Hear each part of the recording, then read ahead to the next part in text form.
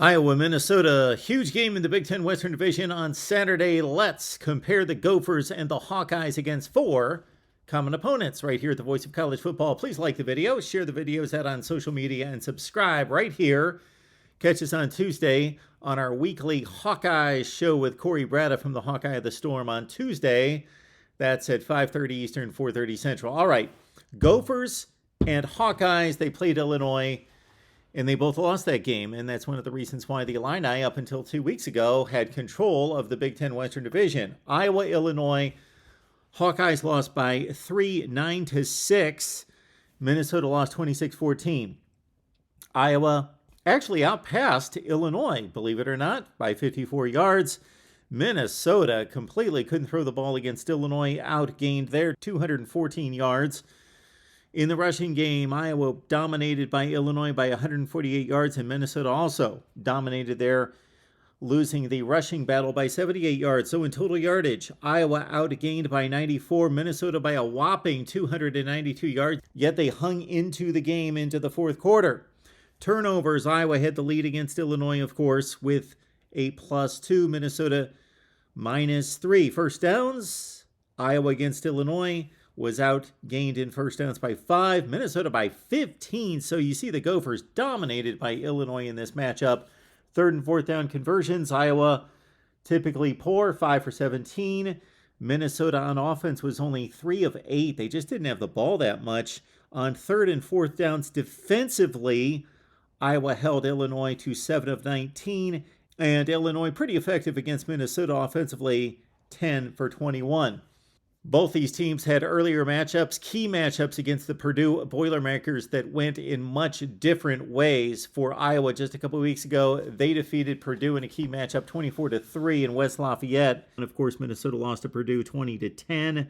Iowa outgained Purdue in passing yardage, while Minnesota outpassed Purdue as well. But in the rushing game, that's when Caleb Johnson went off against the Boilers by 97 yards there, and Minnesota outgained by Purdue, minus 55 yards, the Gophers against the Boilers, while Iowa outgained the Boilers by 121 yards.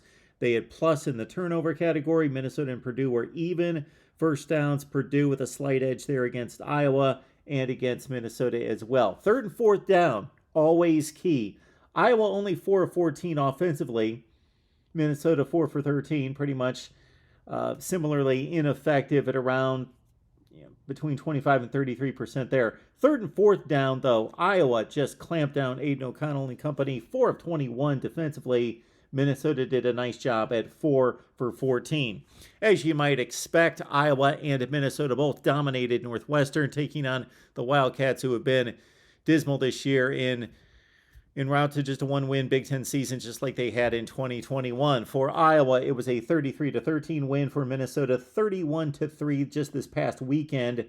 Iowa outpassed Northwestern. Minnesota actually completely outgained by Northwestern, but there was a big reason for that. They didn't have to throw it. Look it on the ground. Iowa outgained Northwestern by 160 yards. Minnesota by 230.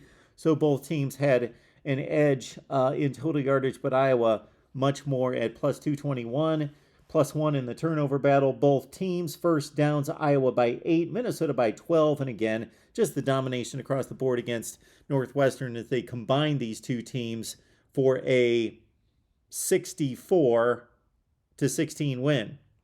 Third down, fourth down offense for Iowa, they actually hit 50%, which they do practically against no one. Minnesota right there as well, around 50%.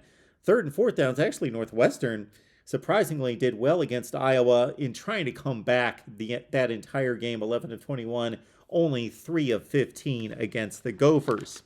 These teams took on only one common opponent from the Big Ten Eastern Division, and that was Rutgers. Iowa had 3 touchdowns in the game, 2 scored by the defense. They outscored Rutgers 27-10. Minnesota won that game 31-0. The Rutgers team, solid defensively, pretty dismal, pathetic offensively, and you'll see it reflected here. Rutgers was playing from behind, outpassed Iowa by 152 yards in the game. Minnesota and Rutgers pretty even, plus 36 for Minnesota in the passing game.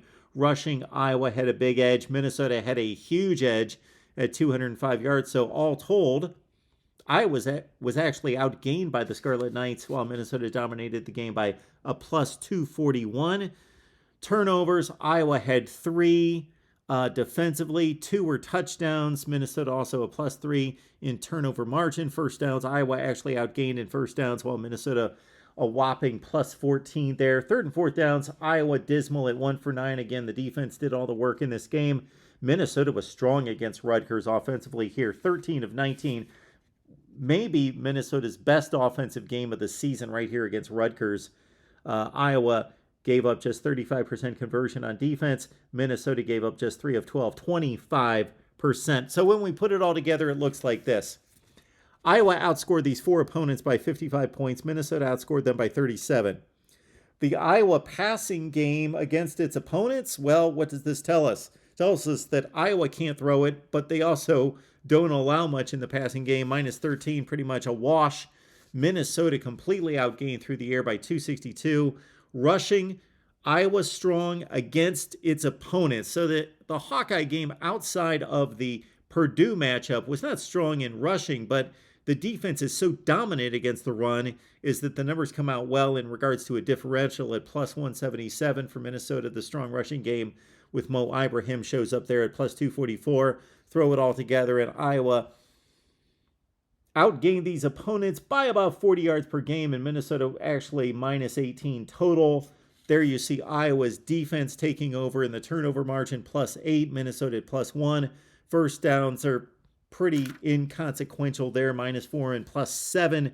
Third down conversions. There we see Iowa at 16 of 52 offensively. Minnesota just about 50%, bolstered by that effort against Rutgers.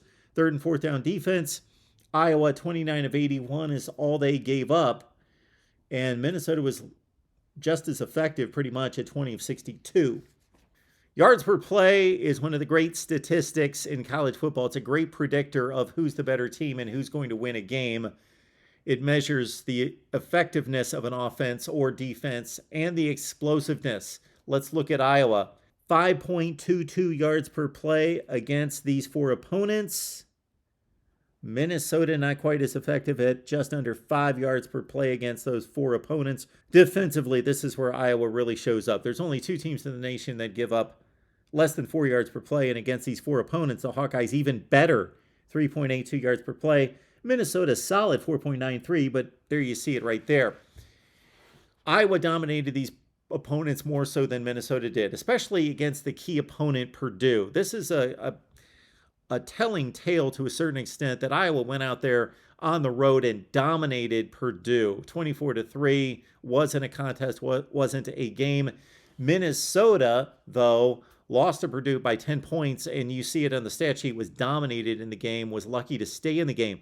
Similarly, against Illinois, Iowa could have easily won the game. They lost 9-6, very close game. Minnesota barely hung in that game by a thread. They were dominated by the Illini.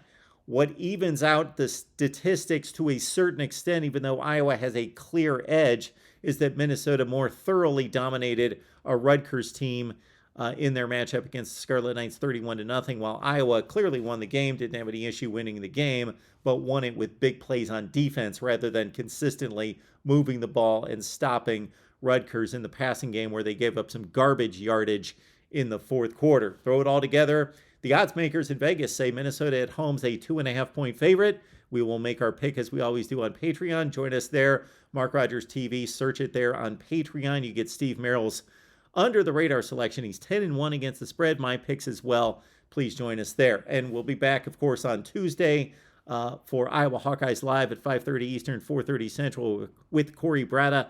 And then you can catch Corey and Coach Don Patterson after the game right here on our Iowa channel after the Hawkeyes and the Gophers conclude. Right here at the Voice of College Football.